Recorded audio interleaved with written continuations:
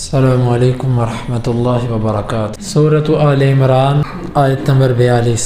اعوذ باللہ السمیع العلیم من الشیطان الرجیم من ہمزہ ونفخہ ونفثہ وَإِذْ قَالَتِ الْمَلَائِكَةُ يَا مَرْيَمْ، اور جب اللہ کے فرشتوں نے کہا اے مریم، ان اللہ اصطفاکی وطہرکی واصطفاکی علی نساء العالمین، یقیناً اللہ تعالیٰ نے تجھے چن لیا اور تجھے پاک کیا اور تجھے چن لیا جہان والی عورتوں پر۔ یا مریم اقنتی لربک واسجدی وارکعی مع الراکعین، اے مریم اپنے رب کے لیے عاجزی کر اور سجدے کر اور رکوع کرنے والوں کے ساتھ۔ یہاں سے اللہ تعالیٰ مریم علیہ السلام کا شرف، ان کا مقام اور مرتبے کا ذکر فرما رہا ہے کہ مریم ان خواتین میں سے ہے کہ جن سے اللہ کے فرشتے جبریل نے آ کر گفتگو کی۔ اللہ کے فرشتے جس سے بھی کلام کریں وہ نبی نہیں ہوتا۔ اللہ تعالیٰ کے فرشتے بنی اسرائیل کے لوگوں سے بھی گفتگو کرتے رہے ہیں۔ اللہ کے فرشتے کا گفتگو کرنا اس کے نبی ہونے کی علامت نہیں ہوتی کہ وہ جس سے گفتگو کر رہا وہ نبی ہو گیا۔ ہاں، جب فرشتہ اللہ تعالیٰ کے حکم نبوت ملنے کے بعد کسی کے پاس آئے تو وہ وحی ہوتا ہے۔ اگر اس کے علاوہ فرشتہ کسی کے پاس آتا تو وہ وحی نہیں ہے اور وہ نبی نہیں ہے، جس طرح کہ اور نہ ہی اس کے لیے وحی کا لفظ بولا جا سکتا ہے، کیونکہ وحی اصطلاحی طور پر یہ انبیاء کے ساتھ خاص ہے۔ البتہ دوسروں کے لیے اللہ تعالیٰ کے فرشتے آتے رہے ہیں، جس طرح کہ آپ نے حدیث سنی کہ بنی اسرائیل کے 3 بندے تھے، ان کو آزمایا گیا، یا اسی طرح اور آپ نے کئی ایسی احادیث بنی اسرائیل کے بارے میں سنی۔ تو مریم کے پاس بھی اللہ کے فرشتے آئی، جبریل علیہ السلام۔ یہ نبی نہیں تھی، اس پر امت کا اتفاق ہے، ماں سوائے 1-2 علماء کے، وہ کہتے تھے یہ نبی ہیں، لیکن ان کا ابن حزم رحمہ اللہ کا یہ موقف تھا، لیکن یہ درست نہیں ہے۔ راجح قول کے مطابق مریم علیہ السلام اللہ کی نیک بندی تھی لیکن نبی نہیں تھی۔ جب اللہ کے فرشتوں نے کہا اے مریم اللہ نے تجھے چن لیا، اللہ نے تجھے چن لیا، کس چیز سے؟ اس کے مختلف مطلب مفسرین نے بیان کیے۔ ایک معنی یہ ہے کہ اللہ تعالیٰ نے تجھے بیت اللہ کی خدمت کے لیے چن لیا۔ دوسرا، اے مریم اللہ تعالیٰ نے تجھے بغیر باپ کے بیٹا پیدا کرنے کے لیے چن لیا۔ اور ایک یہ اے مریم کہ اللہ تعالیٰ نے تجھے عمدہ قسم کے اخلاق کے لیے چن لیا، اور ہر وہ عیب جو انسان کے اندر نقص پیدا کرتا ہے اس سے بچانے کے لیے اللہ نے تجھے چن لیا۔ یقیناً مریم علیہ السلام ایسی تھی کہ اللہ تعالیٰ نے ان کو ظاہری باطنی کمالات سے نواز رکھا تھا۔ تو پہلا جو استفاء ہے، یعنی پہلی مرتبہ جو فرمایا اللہ نے تجھے چن لیا، اس کی حقیقی مراد تو اللہ تعالیٰ جانتا ہے، لیکن مفسرین نے جو اس کا مطلب یہ لکھا ہے کہ یہاں پر چننے سے مراد ہے صفات میں چننا، کہ اللہ نے تجھے عمدہ صفات کے لیے چن لیا۔ تو یہ ہر چیز مراد ہو سکتی ہے، جو اللہ تعالیٰ نے جب لفظ عام استعمال کیے تو سب مراد ہو سکتا ہے۔ وطہرکی، اور تجھے پاک کیا، کس چیز سے؟ پاک ہر اس چیز سے کیا کہ جو انسان کی شخصیت کو داغدار بنا دیتی ہے، عیب والا بنا دیتی ہے، اللہ تعالیٰ نے اس سے تجھے پاک کر دیا، یعنی ہر قسم کی برائی اور ان چیزوں سے اللہ نے تجھے پاک رکھا ہے۔ واصطفاکی، اور اللہ نے تجھے چنا، دوسری دفعہ بھی یہ کہا، دوسری دفعہ مفسرین کہتے ہیں تاکیداً بھی کہا، اور اللہ تعالیٰ نے مریم علیہ السلام کو جہان کی عورتوں پر بھی چنا ہے۔ اس مسئلے میں مفسرین کی 2 آراء ہیں۔ کیا مریم علیہ السلام دنیا کی ساری عورتوں سے افضل ہے، یا مریم علیہ السلام اپنے زمانے کی عورتوں میں سے افضل تھی؟ بہت سارے مفسرین کی رائے یہ ہے کہ مریم اپنے زمانے کی عورتوں پر افضل تھی، ساری عورتوں پر افضل نہیں تھی۔ جبکہ جو دوسرے مفسرین ہیں ان کے پاس کچھ وہ دلائل پیش کرتے ہیں۔ جس طرح کی حدیث کے اندر آتا ہے، اللہ کے نبی صلی اللہ علیہ وسلم نے فرمایا کہ خیر نسائها، عورتوں میں سے، دنیا کی عورتوں میں سے بہترین عورت جو ہے وہ کون ہے؟ مریم بنت عمران۔ اور ایک حدیث کے اندر یوں آتا ہے، آپ نے فرمایا مردوں میں سے تو کامل بہت ہوئے، لیکن عورتوں میں سے کمال جو ہے وہ مریم بنت عمران کو ہے، خدیجہ بنت خویلد کو ہے، آسیہ امرأۃ فرعون کو ہے۔ اور اسی طرح ایک حدیث کے اندر آتا ہے، اللہ کے نبی صلی اللہ علیہ وسلم نے فرمایا کہ دنیا کے اندر بہترین عورتیں جو ہیں وہ 4 ہیں، مریم بنت عمران، آسیہ امرأۃ فرعون، اور اس کے ساتھ خدیجہ بنت خویلد اور فاطمہ بنت محمد۔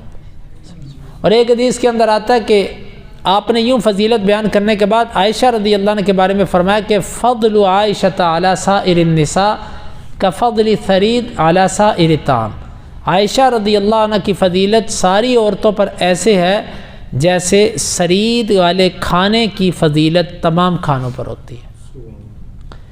اب اس میں راجع موقف کیا ہے؟ اللہ تعالیٰ جانتا ہے، ہم تو جو سمجھ آتی ہے وہ بات کریں گے۔ اگر تمام دلائل کو دیکھا جائے تو جو فضائل اور جو مزایا مریم کے لیے جمع ہوئی ہیں وہ کسی اور کے لیے نہیں ہے۔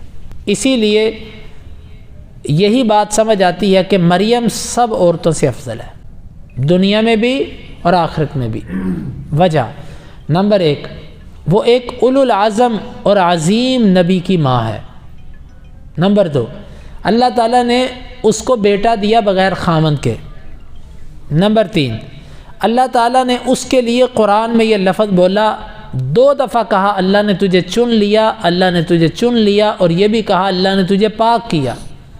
اور اس کے علاوہ بھی اس کے بہت سارے اس کے لیے فضائل ذکر ہیں۔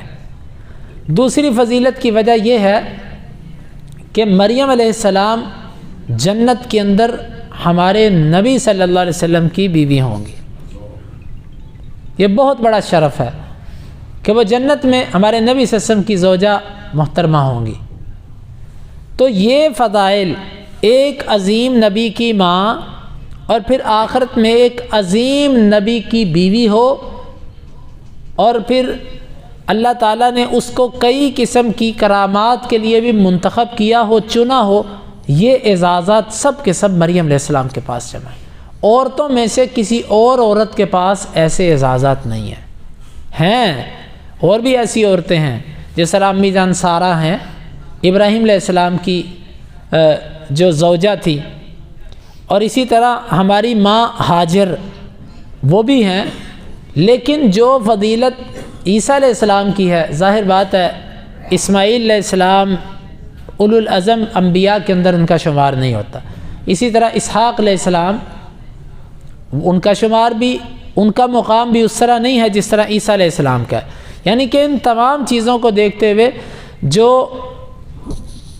مقام اور مرتبہ اللہ تعالیٰ نے مریم کو عطا کیا، یہ کسی اور کو نصیب نہیں ہوا۔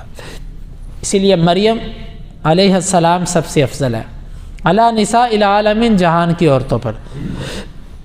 اب دیکھیے اللہ تعالیٰ نے یہ نعمت کی نا، کہتے ہیں کہ جب آپ پر اللہ تعالیٰ کوئی نعمت کرے نا تو اس نعمت کا خیال کرو۔ خیال کس طریقے سے ہوگا؟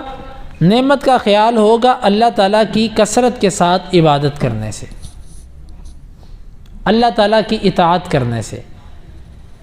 جب اللہ تعالیٰ آپ پر کوئی نعمت کرے تو مومن آدمی کی اور عقل مند انسان کی علامت ہوتی ہے کہ وہ جھکتا جاتا ہے۔ جس طرح کسی درخت پر پھل لگے تو اس کی شاخیں جھکتی جاتی ہیں، اور جس پر کچھ نہیں لگا ہوتا وہ تنے کا تنا، اکڑے کا اکڑا ہوتا ہے۔ اللہ تعالیٰ جب نعمت کرے، احسان کرے، فضل کرے، تو اس کا تقاضا یہ ہے کہ رب کے سامنے عاجزی انکساری بڑھتی جائے۔ یا مریم اقنتی لربک، اے مریم اللہ نے تجھے چن لیا، اب تو نے کرنا کیا ہے؟ تو نے 3 کام کرنے ہیں۔ ایک، اپنے رب کے لیے تو نے قنوت کرنی ہے۔ قنوت کا ایک معنی ہوتا ہے لمبا قیام، یہ بھی مراد ہو سکتا ہے کہ مریم اپنے اللہ کے لیے لمبے لمبے قیام کیا کر۔ دیر تک کھڑی رہ کر. ہمارے نبی صلی اللہ علیہ وسلم اتنا کھڑے ہوتے تھے کہ آپ کے پاؤں مبارک سوج جاتے تھے قیام کی وجہ سے. آپ اسی سے اندازہ لگائیں کہ ایک رات کے اندر سورہ بقرہ، آل عمران، سورہ نساء، 3 صورتیں، تقریباً 5 پارے، یہ اللہ کے نبی صلی اللہ علیہ وسلم کا قیام، اتنا لمبا قیام آپ کا، یہ اللہ کے رسول صلی اللہ علیہ وسلم قیام کرتے تھے. تو یہاں سے یہ معلوم ہوا کہ جس پر اللہ تعالیٰ اپنا فضل کرے اس کو چاہیے قنوت کرے. قنوت کا ایک معنی لمبا قیام، اور قنوت کا دوسرا معنی عاجزی، تواضع، انکساری. یعنی اللہ تعالیٰ کے لیے تواضع، انکساری، عاجزی، واللہ یہ آج ہم میں بہت مفقود ہے، بہت کم لوگوں کے اندر پائی جاتی ہے یہ. اور تیسرا اس کا معنی، قنوت کا معنی ہوتا ہے اطاعت اور تابع فرمان ہو جانا. تو یہ بھی معنی موجود ہے کہ مریم اللہ نے تجھ پر اتنے احسان کیے ہیں، اب ان احسانات کا تقاضا یہ ہے کہ تم اللہ کی ہر حکم کی اطاعت کرو. واسجدی، اور تو سجدے کر.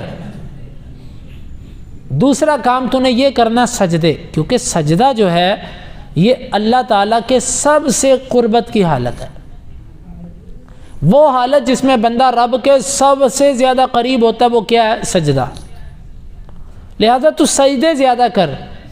سجدہ ہمارے نبی صلی اللہ علیہ وسلم بھی اتنا لمبا کیا کرتے تھے کہ قیام کے برابر آپ کا بعض دفعہ نفلی نماز میں سجدہ ہوتا تھا، قیام کے برابر اتنا لمبا سجدہ. اصل میں بات پتہ کیا ہے؟ آپ اگر حدیث دیکھیں گے، اللہ کے نبی صلی اللہ علیہ وسلم کی سیرت کا مطالعہ کریں گے، تو آپ کی نماز، آپ کا رکوع، آپ کے سجدے بڑے ہی لمبے ہوتے تھے. اس کے مقابلے میں یہ نہیں ملے گا کہ آپ نے یوں نماز کے بعد یوں ہاتھ اٹھا کے بڑی بڑی لمبی دعا کرتے تھے، یہ نہیں ملتا. سجدے لمبے ملتے ہیں. جو مانگنا سجدے میں مانگ لو، جو مانگنا رکوع میں مانگ لو. اللہ کی تسبیحات ہیں رکوع میں، سجدے میں جو مانگنا مانگ لو. تو مریم تو سجدے زیادہ کر. ظاہر بات ہے جو سجدے زیادہ کرے گا اور لمبے سجدے کرے گا اس کے نوافل بھی زیادہ ہوں گے. یعنی اشارہ اسی بات کی طرف، نوافل زیادہ کرو. وَارْكَعِي مَعَ الرَّاكِعِينَ، اور رکوع کرنے والوں کے ساتھ رکوع کرو. یہاں سے اہل علم نے استدلال کیا نماز با جماعت، نماز با جماعت کا اہتمام کرو. یعنی جو عبادت انسان اجتماعی طور پر کر لیتا ہے وہ انفرادی نہیں ہوتی.